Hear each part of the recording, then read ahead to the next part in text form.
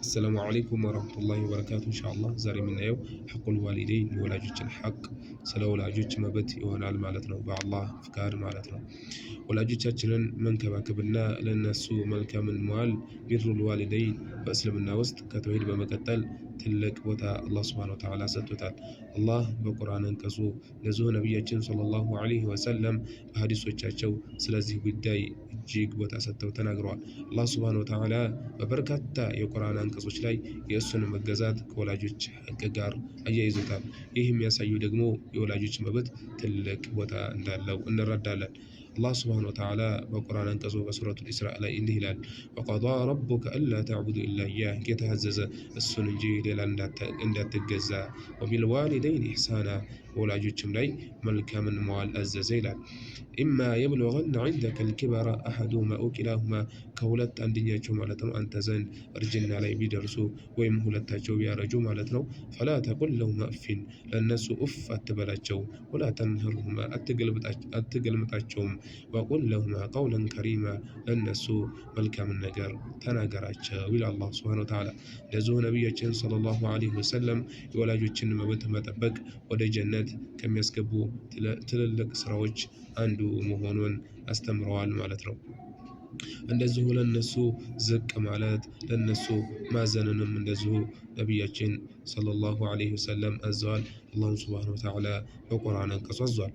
الله سبحانه وتعالى بقرآن انقصو اندهلال واخفض لهما جناح الذل من الرحمة وقل رب ارحمهما كما ربياني صغيرا النرسو كأزنته ዝቅ የማለት ክንፍን አውርድላቸው እንደዚሁ ጌታዬ ሆይ በሕፃንነቴ ተንከባክበው እንዳሳደጉኝ ሁሉ ለነሱም እዘንላቸው በል ይላል አላህ ሱብሓነሁ ወተዓላ።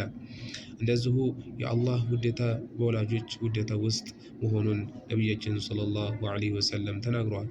ሪዶል ረቢ ፊ ሪዶል ዋሊድ የአላህ ሱብሓነሁ ወተዓላ ውዴታ በወላጆች ውዴታ ውስጥ ነው።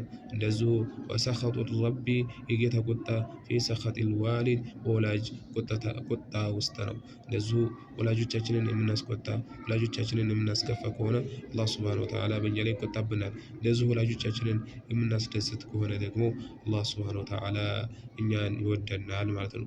አላህ ሱብሓነሁ ወተዓላ ውዴታ ያስገኘናል ማለት ነው። እነሱን የምንታዘዝና የምንንከባከብ ከሆነ ማለት ነው።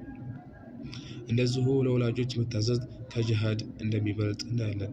አንድ ሰው ወደ ነቢያችን ሰለላሁ ዐለይሂ ወሰለም መጣና ጅሃድ መዋጋት እፈልጋለሁ፣ በአላህ ሱብሓነሁ ወተዓላ መንገድ መዋጋት መታገል እፈልጋለሁ ብሎ ፍቃድ ሲጠይቃቸው ወላጆች አሉህ ወይ አሉት። አዎ ማለቴ ወላጆችህ በህይወት አሉ ወይ አሉት።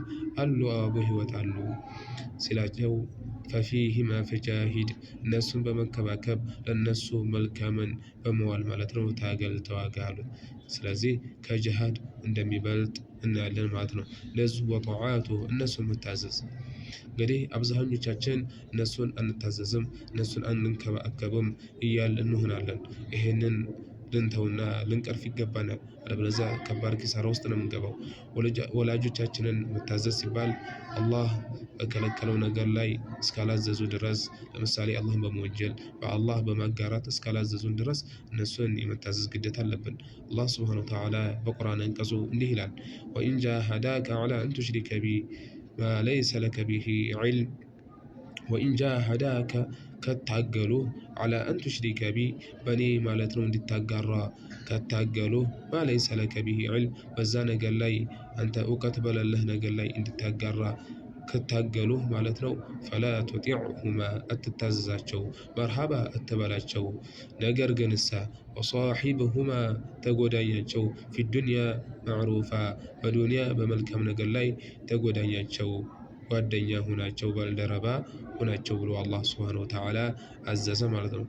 ይሄ እንኳን ሙእሚን አማኝ ሁነው አይደለም በአላህ ሱብሓነሁ ወተዓላ የማያምኑ ሁነው በክህደት አላህን ሱብሓነሁ ወተዓላ በማመፅ እስካላዘዙ ድረስ በሁሉም ነገር መታዘዝ እንዳለብን አላህ ሱብሓነሁ ወተዓላ በቁርአን አንቀጹ ተናግሯል። እንደዚሁ ለነሱ ክብርና ትህትናን ማድረግ እንዳለብን አልአደቡ ወተዋዱዕ ለነሱ ክብርንና ትህትናን ለነሱ መተናነስ እንዳለብንም እንደዚሁ ይገልጻል። ይህ ነጥብ በተለይ ንግግርንና አካላዊ እንቅስቃሴን ይመለከታል። ያ ማለት ንግግር ፈላ ተቁል ለሁማ ኡፊን የሚለውን ያካትታል። ትህትና የሚለው ለነሱ ኡፍ ማንላቸው ማንገለመጣቸው ከሆነ ትህትና አላህን ማለት ነው። አላህ ሱብሓነሁ ወተዓላ ኡፍ የምትለውን ከትልቅ ወንጀል መድቧታል። ያ ማለት የመሰልቸትን ስሜት የሚገልጽ ነው። ከዛ በላይማ ብንሰርባቸው ብንመላለሳቸውማ ከባድ ወንጀል ነው። ከዚህ የበለጠና የበላለጠ በጣም ከባድ ትልቅ ወንጀል ነው የሚሆነው። እንደዚሁ አካላዊ መግለጫ ደግሞ የትህትና ከእሱ በላይ ከነሱ በላይ ከፍ ብለን ማለት ነው አለመቀመጥ፣ የነሱን ንግግር አለመክለፍ፣ ያዘዙንን መታዘዝ፣ እንደዚሁ ከስራ ወይም ደግሞ ከመስጊድ ሲመጡ ማለት ነው ቁመን ማስተናገድ ከትህትና አንዱ ይቆጠራል። ይህንንም ማድረግ ይኖርብናል። እንደዚሁ ለነሱ ዱዓ ልናደርግላቸው ይገባናል። አላህ ሱብሓነሁ ወተዓላ ህይወታቸውን ያርዝምላቸው ማለት እድሜያቸውን አላህ ሱብሓነሁ ወተዓላ ያርዝምላቸው፣ አላህ ሱብሓነሁ ወተዓላ ይዘንላቸው እያል ለነሱ ዱዓ ልናደርግላቸው ይገባል። እንደዚሁ አነፈቀቱ ወሪዓያ ለነሱ እንክብካቤ ማድረግ ይገባናል፣ ለወላጆቻችን ማለት ነው። እነሱ ሲያረጁ እንደ ህፃን ይሆናሉ። ቃላትን ሊደጋግሙ ይችላሉ። ትዕዛዞችን ሊያበዙ ይችላሉ። በዚህ ወቅት ማለት ነው የሚከተሉትን ነገራቶች ማድረግ ይገባናል። ለምሳሌ እኛ በኢኮኖሚ ትልቅ ደረጃ ላይ ልንሆን እንችላለን፣ ወይም ደግሞ ራሳችንን ችለን ለሰዎች መትረፍ የምንችልበት ደረጃ ላይ ልንሆን እንችላለን። በዛ ጊዜ እነሱን ማለት ነው በማብላት በማጠጣት ሐኪም ቤት መውሰድ ከታመሙ በማሳከም በጎ ልንውል ይገባናል። ይሄ ነገር ደግሞ ግዴታ ነው፣ ግዴታችን ነው። ይሄ እኛ ፈቅደንና ወደን የምናደርገው ነገር ሳይሆን ግዴታ የተደነገገ ነገር ነው። ነቢያችን ሰለላሁ ዐለይሂ ወሰለም እንዲህ ብለዋል፣ ረጊመ አንፉ ثم ረጊመ አንፉ ثم ረጊመ አንፉ አሉ። አፍንጫው አፈር ትላስ አሉ።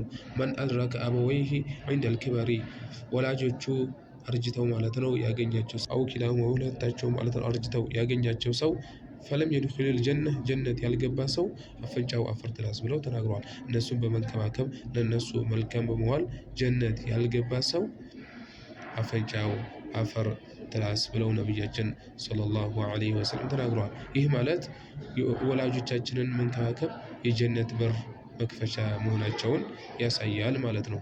እንደዚሁ ባዕደል መውት ከሞቱ በኋላ የወላጅ ሐቅ አያቋርጥም። ከሞቱም በኋላ ለነሱ ዱዓና እስትግፋር አላህ ሱብሓነሁ ወተዓላ ይዘንላቸው፣ አላህ ሱብሓነሁ ወተዓላ ወንጀላቸው ይማርላቸው ብለን አላህ ሱብሓነሁ ወተዓላ ልንለምንና ዱዓ ልናደርግላቸው ይገባል። እንደዚሁ ሶደቃ በእነሱ ስም ለድሆች መስጠት፣ ወይም ቋሚ ሶደቃ መስጊድ ማሰራት፣ ወይም ደግሞ ኪታብ ማከፋፈል ሊሆን ይችላል። የተለያዩ በጎ ነገራቶችን በእነሱ ስም ማድረግ ይኖርብናል። እንደዚሁ የእነሱን ወዳጆች መጎብኘት መዘየር ይኖርብናል። ነቢያችን ሰለላሁ ዐለይሂ ወሰለም እንዲህ ብለዋል፣ ኢነ አበረል ቢረ ሲለቱል መርኢ ውደ አቢሂ ብለዋል። ከመልካም ስራዎች ሁሉ ትልቅ መልካም ስራ ሰውየው የአባቱን ወዳጅ ጓደኛ መዘየሩ ነው ብለው ነቢያችን ሰለላሁ ዐለይሂ ወሰለም ተናግረዋል። የአባቶቻችንን ባልደረባ ጓደኞች ማለት ነው ልንዘይርና ለነሱ መልካም ልንሆን ይገባናል።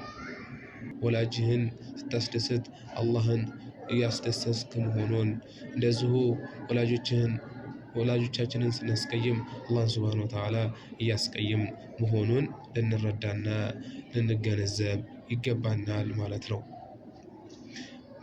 ያ ማለት በአጭሩ ወላጆቻችንን ማለት ነው መንከባከብ፣ ለነሱ መልካም መዋል አላህን ሱብሓነሁ ወተዓላ ማስደሰት መሆኑን እናያለን። እንደዚሁ እነሱን ማስቀየምና እነሱን ማስከፋት ደግሞ የአላህ ሱብሓነሁ ወተዓላ ቁጣ መሆኑን እናያለን ማለት ነው። ስለዚህ ለነሱ መልካም መዋል አለብን፣ ለነሱ ጥሩ ነገራቶችን ማድረግ ይኖርብናል ማለት ነው። በቀጣይ ስለ ጥቅሞቹና እነሱን ባለመታዘዝ የሚደርስብንን ጉዳት እናያለን።